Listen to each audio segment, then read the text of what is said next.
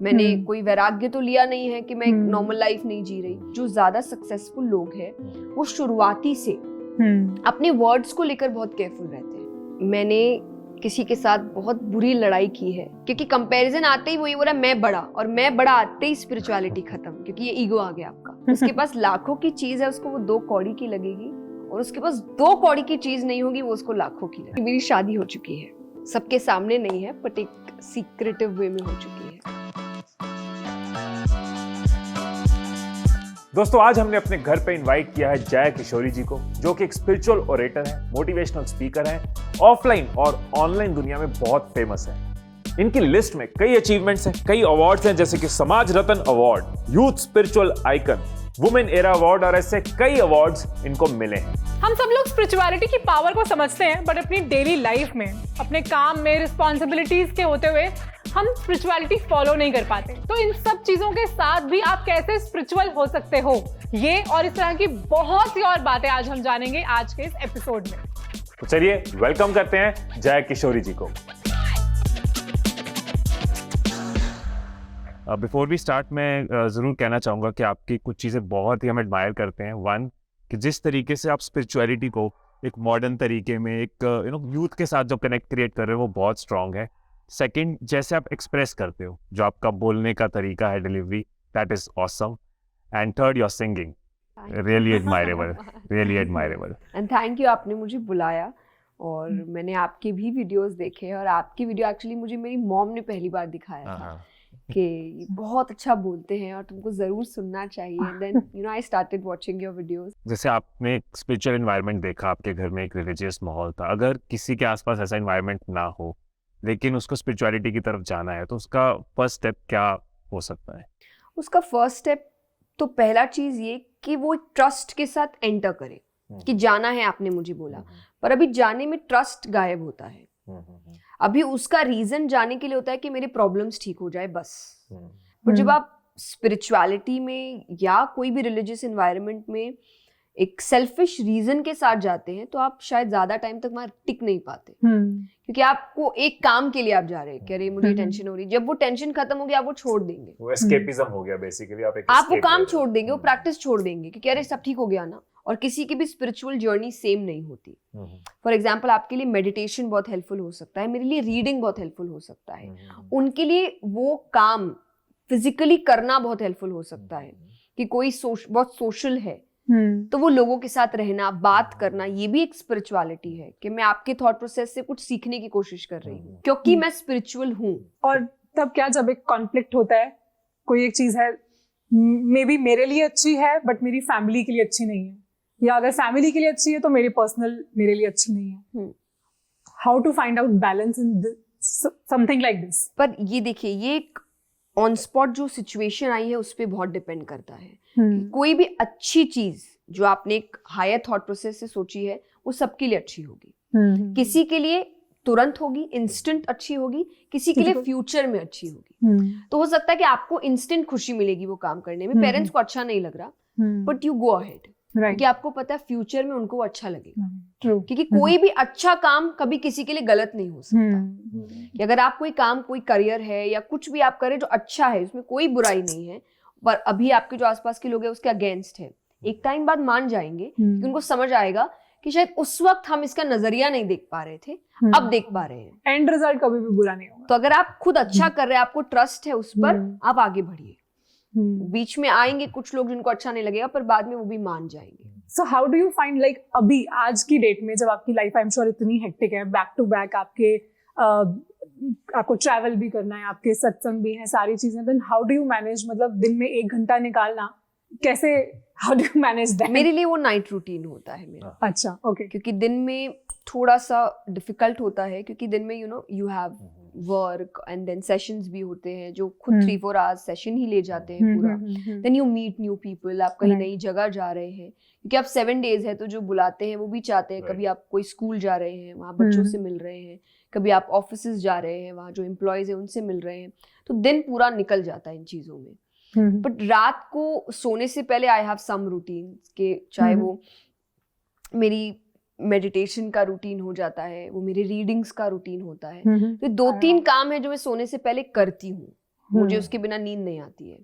और वो एंटरटेनमेंट भी मेरा उसी वक्त है कि मुझे सोने से पहले कुछ अच्छा देखना है जो मुझे हंसा रहा है, या जो मुझे ऐसा लग रहा है कि ठीक है अब आराम से आप सो रहे हैं, कि आप अब दिन खत्म हो गया, अब काम या टेंशन या ये करना है, रूटीन है, सब कुछ खत्म, अब थोड़ा कुछ देखते हैं, कुछ थोड़ा हंसते हैं और हंसते हंसते सोते हैं ताकि सुबह उठे भी तो हंसते हंसते उठे। सो आपके वो टिपिकल बिलीव्स नहीं है कि सुबह 4 बजे उठ के मुझे ये चैंटिंग करनी है या ऐसा करना है तभी मैं इससे कनेक्टेड रह पाऊंगी? ये देखिए, मैं थोड़ा सा रिजिड किसी भी चीजों को लेकर नहीं होती। I think that's the most wonderful thing about you. अगर मैं ट्रैवल कर रही हूँ और अगर कोई मुझे ये कह दे कि अगर आपको वैसा मेडिटेशन करना आप अपने ही घर कर सकते हैं, तो मैं तो महीनों नहीं कर पाऊँ, क्योंकि आपको बैलेंस बनाना है, आपको काम भी करना है, आपके साथ रिस्पॉन्सिबिलिटीज है। मैंने कोई वैराग्य तो लिया नहीं है कि मैं नॉर्मल लाइफ नहीं जी रही, तो I have to do those things. तो मैं अपने ऊपर लेकर सोचती हूँ कि अगर मैं ही नहीं कर सकती तो मैं किसी और को कैसे बोलूं, वो भी तो काम कर रहे हैं। अच्छा लगा। So your night routine is meditation, है ना, रीडिंग करते हो आप, कुछ ऐसा जो आपको ब्रेक एक दे? जी, नाइस। और कुछ मॉर्निंग रूटीन भी है? जी, मैं कुछ डिसिप्लिन लाइफ में लेकर चलती हूँ, टाइम के लिए नहीं, बट जैसे मान लीजिए मॉर्निंग में उठने के बाद मेरा एक रूटीन है कि मैं जब तक अपने मंत्र का रूटीन फॉलो ना करूं मैं खाना नहीं खाऊंगी। ओके, लेकिन किसी ने हैबिट शुरू करनी हो तो ऐसी किसी चीज से अगर जुड़ जाए कि खाना खाने से पहले ये करना है, तो वो ओवर द मंथ्स वो एक लाइफ लॉन्ग हैबिट बन जाती है। जी, बट यहाँ पे मुझे एक बात बताओ, अगर हमारी लाइफ में, मतलब ये थोड़ा सा स्पिरिचुअलिटी से भी लिंक्ड हो सकता है, अगर हमारी लाइफ में कुछ ऐसी चीज हो रही है या मे बी कोई ऐसा इंसान है जो हमारे लिए ठीक नहीं है, हमारे से कोई क्लोजली रिलेटेड है, या कोई भी ऐसे इंसिडेंट जो हमारे लिए ठीक नहीं है, तो उस टाइम पे हम ये सोचें कि हमारी किस्मत की वजह से ऐसा हुआ है, भगवान हमारे लिए ऐसा चाहता है, या फिर हम ये सोचें कि हमारे एफर्ट की कहीं ना कहीं कोई कमी रही है, या we need to work hard for it? I think balance. जैसे एक बहुत छोटी सी स्टोरी है कि एक गांव था जहाँ पे बारिश नहीं हो रही थी, तो वो सब भगवान से बहुत प्रार्थना कर रहे थे कि बारिश हो जाए। तो इंद्र भगवान आते हैं और उन्होंने शायद कोई टाइम दिया कि इतने समय बाद बारिश होगी। तो सबने कहा उसमें तो बहुत टाइम है, तो फिर इतनी मेहनत करके क्या फायदा। पर एक आदमी था जो रोज आता था और अपने खेत पे काम करता था कि बीज डालना, और जो मुझे एग्जैक्टली जो टेक्निकल काम है वो नहीं पता, पर वो जो उसको काम, तो सब हंसते थे उस पर कि जब बारिश होने ही नहीं वाली है अभी तो ये सब काम करके क्या फायदा। पर वो सुनता नहीं था, वो अपना काम करते रहता था। अब देखा जाए तो एवरीडे वो फेलियर उसके सामने आ रहा है कि वो काम मेहनत तो कर रहा है, बारिश हो नहीं रही है, पर वो अपना काम करता था। और जिस दिन बारिश हुई उस दिन बाकी सब तैयार नहीं थे, उनके खेत तैयार नहीं थे, उनके बीज नहीं रखे हुए थे, पर इसकी रोजाना तैयारी चल रही थी। तो वो बारिश ने उसको हेल्प किया और जो काम होना था, उसकी खेती होनी थी, वो हो गई क्योंकि वो रेडी था। तो आप बैठ नहीं सकते कि अभी समय सही नहीं, तो अपॉर्चुनिटी आई नहीं, जब आएगी तब करेंगे, तब आप रेडी थोड़ी होंगे। तो ये दो चीज है कि एक है कि आप टाइम पर भरोसा रखते हैं कि हाँ सही टाइम जब आएगा मेरी अपॉर्चुनिटी आ जाएगी, पर दूसरी तरफ ये भी कि उसके लिए मुझे क्या काम करना, मैं कहाँ कम हूँ, या मुझे कौन से सेक्टर्स है जिनको ठीक करना है अपने लिए। चाहे अगर आप कंटेंट क्रिएशन में है तो शायद मेरा कंटेंट सही होना चाहिए। अब आप सोचेंगे जब फॉलोअर्स आएंगे तब हम अच्छे कंटेंट डालेंगे, ना फॉलोअर्स आएंगे ना। हाँ एग्जैक्टली। तो फॉलोअर्स आना टाइम की बात है, पर कंटेंट डालते रहना ये आपकी मेहनत है। Luck is meeting point of opportunity and preparation. Exactly. Cricket की एग्जांपल याद आ गई, और भजन सिंह के साथ यही हुआ था।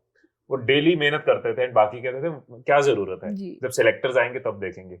By chance one day selector was watching and then उनको रिकमेंड किया गया क्रिकेट टीम के लिए as a national he played, but it was meeting of opportunity and his preparation of। अच्छा, before we go ahead, चाय ठंडी हो रही है तो प्लीज साथ में आप।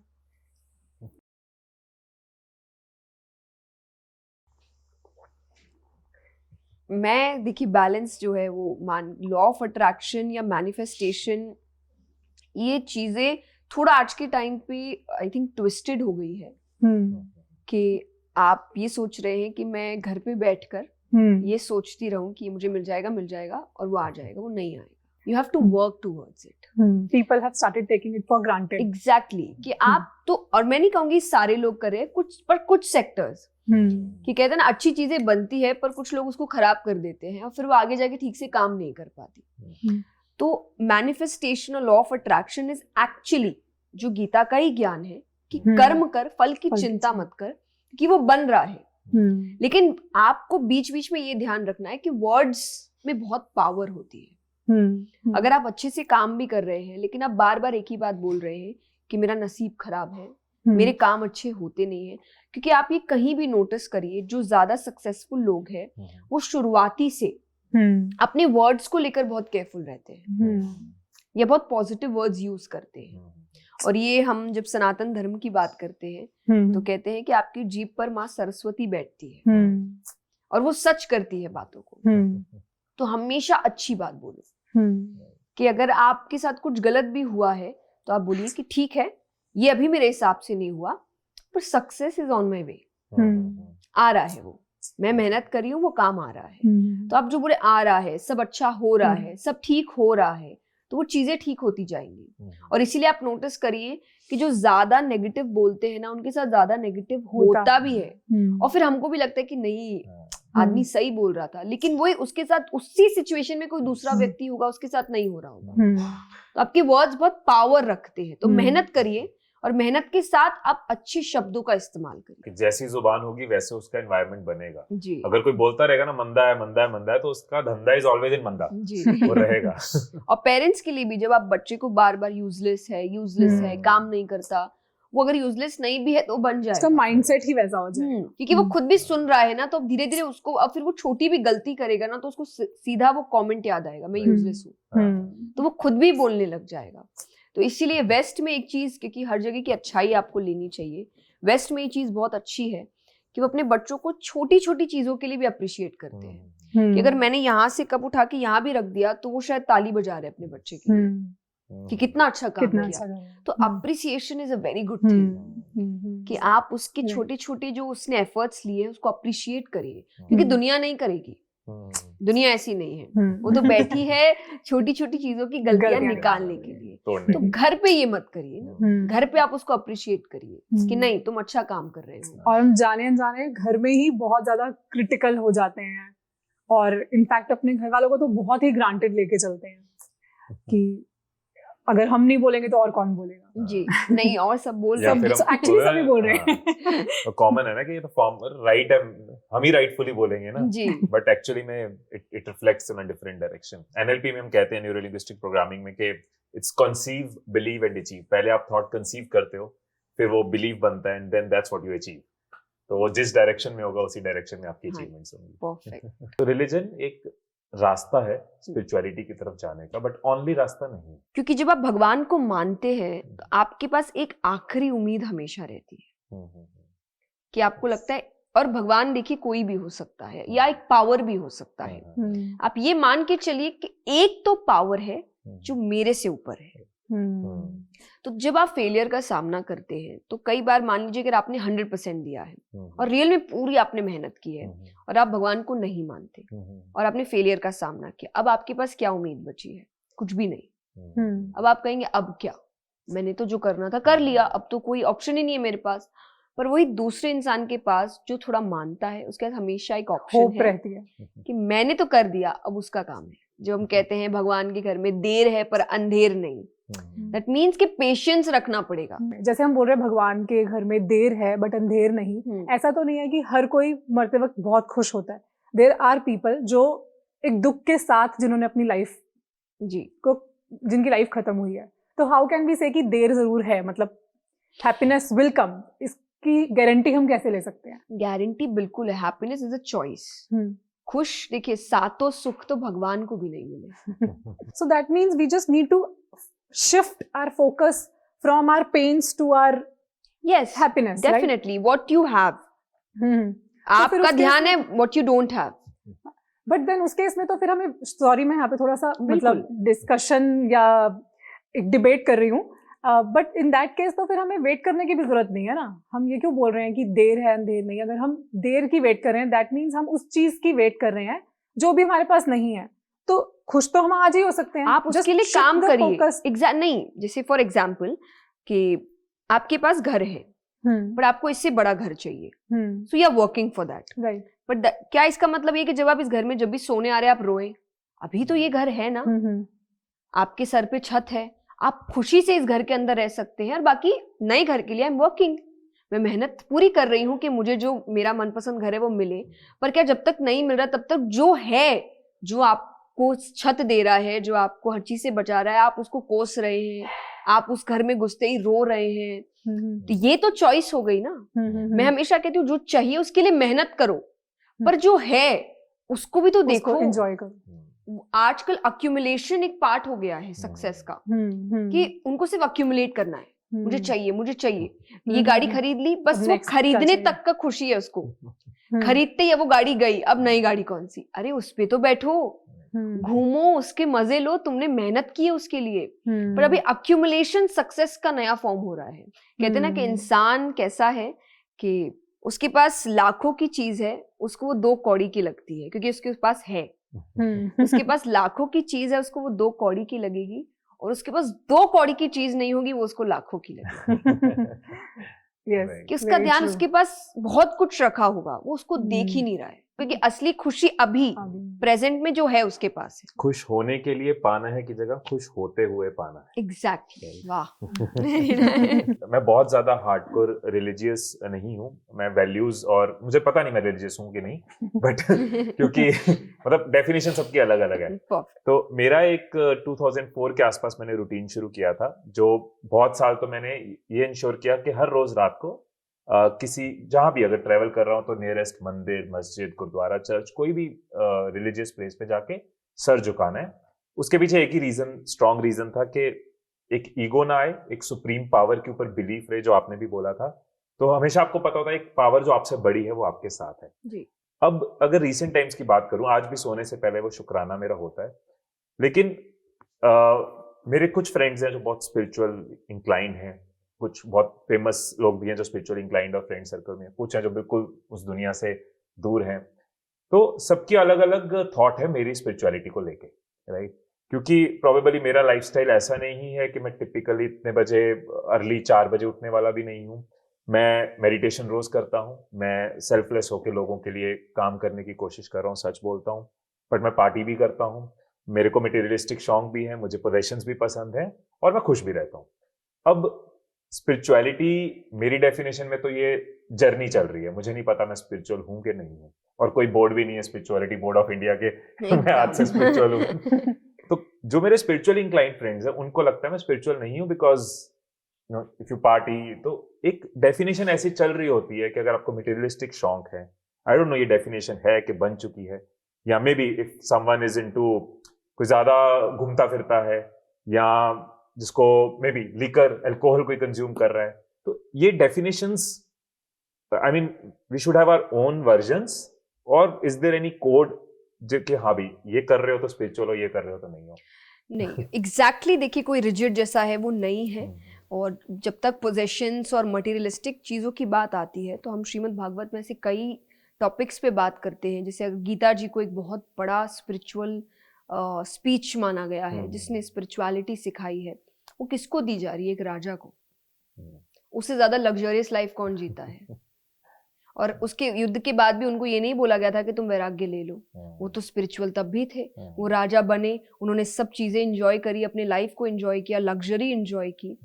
तो ये चीज़ें जब तक आपके स्पिरिचुअल जर्नी में एक प्रॉब्लम, ऑब्स्टिकल नहीं बन रही है, तब तक ये कुछ भी खराब नहीं है।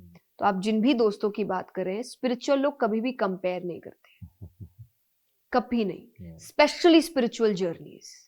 अगर कोई भी स्पिरिचुअल इंसान बोल रहा है मैं स्पिरिचुअल हूँ, और वो बोले तुम नहीं हो, तुम ये नहीं करते, वो स्पिरिचुअल नहीं है। जो भी आपको जज, हाँ, आपको जज कर रहे हैं और अपनी जर्नी के साथ आपकी जर्नी कंपेयर कर रहे हैं, क्योंकि कंपैरिजन स्पिरिचुअलिटी में है ही नहीं। क्योंकि कंपैरिजन आते ही वही बोल रहा है मैं बड़ा, और मैं बड़ा आते ही स्पिरिचुअलिटी खत्म, क्योंकि ये ईगो आ गया आपका। तो कहीं ना कहीं आपको और खुश होना चाहिए कि आप तो हैं स्पिरिचुअल, जो आपको बोल रहे वो नहीं है, क्योंकि वो कहीं ना कहीं अपने आप को सुपीरियर बता रहे हैं कि हम हैं, तुम नहीं हो। ये आते ही शब्द गलत हो जाता है, एक ईगो क्रिएट करता है। एक इंटरेस्टिंग सा क्वेश्चन है, हाँ। उसमें आपको ही एक्चुअली पूछना है, हमें नहीं पूछना। छोटा सा प्यारा सा सेगमेंट है एक, आप 2 मिनट ले लेना अगर आपको लेने दो। ये एक्चुअली ऑडियंस के लिए ज्यादा है, just to add some fun, क्योंकि हमने बहुत सारी सीरियस बातें करी है, बहुत नॉलेज वाली बातें की हैं। तो आप अपनी लाइफ में से कोई 2 बातें बताइए, एक जो सही हो और एक जो नहीं हो, एक जो नहीं truth, हुआ, एक एक ट्रूथ एक false। फॉल्स। अच्छा, तो हम लोग गेस करेंगे, ऑडियंस गेस करेंगे कि उसमें से क्या सही है क्या नहीं है। ओके। तो पहला है कि मैंने किसी के साथ बहुत बुरी लड़ाई की है, और लड़ाई इज लाइक प्रॉपर मारा पीटी एकदम अच्छे से। एंड दूसरा है इसकी मेरी शादी हो चुकी है, जो सबके सामने नहीं है बट एक सीक्रेटिव वे में हो चुकी है।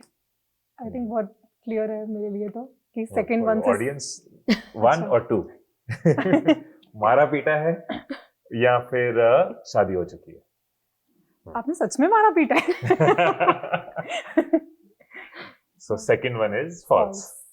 Yeah, that's right. यस, तो मेरी शादी नहीं हो चुकी है, प्लीज। और ये- आप अच्छा, मानना ये बंद रूमर है करिए। कि आपकी शादी हो चुकी है। हाँ सीक्रेट जी, सीक्रेट वेडिंग हाँ। वो भी। हाँ, तो मेरी शादी नहीं हो चुकी है और बहुत अभी होने के भी कोई चांसेस नहीं है। और दूसरा, हाँ, मैंने बचपन में हाँ, मैं ये जानने में ज्यादा इंटरेस्टेड हूँ। तो बचपन में मैंने ऐसे बहुत से कम गेम्स खेले हैं, लेकिन हम ऐसे ही एक बार गेम्स खेल रहे थे और जो मेरा दोस्त है वो देख भी रहा होगा आज। तो हम बहुत छोटे थे और हम ऐसे ही बात कर रहे थे और बहुत ही स्टूपिड सी रीजन पे कि हमने एक दूसरे के स्कूल को खराब बोला था।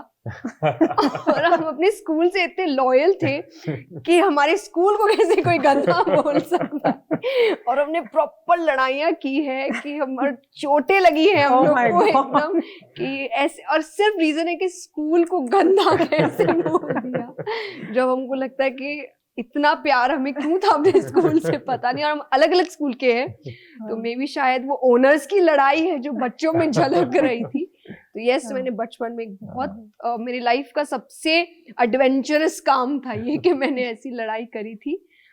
बट मैं हाँ, आपके स्कूल को गंदा नहीं बोलूंगा। आपको उस फ्रेंड का नाम याद है? हर्ष।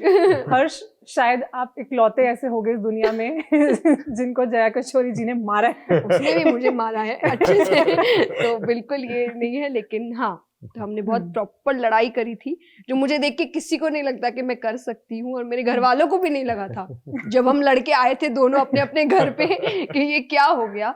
और हम एक्चुअली बहुत, मतलब हम शायद 7-8 साल के थे, इतने छोटे बच्चे थे हम। तो जो भी, पर हाँ, उसके बाद से मैं काफी शांत हूँ, तो अब कोई ये ना सोचे कि I am still the same Jaya.